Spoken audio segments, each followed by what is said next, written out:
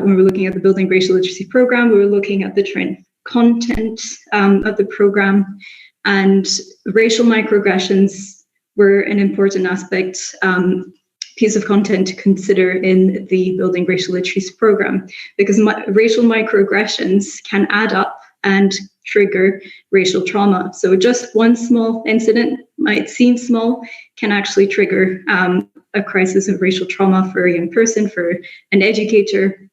And so it's helpful to just think about the definition of racial microaggressions. They can be brief, common, daily verbal, behavioral indignities. It can be unintentional or intentional, and it usually communicates hostile and negative racial slights and insults towards people of color.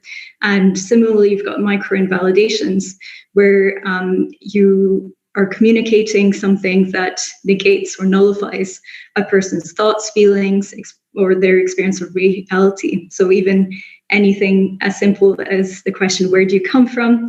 might trigger what might be experienced as a racial microaggression if it's questioning that person's sense of belonging in Scotland, for example, if they're a person of color, and that can easily trigger racial trauma.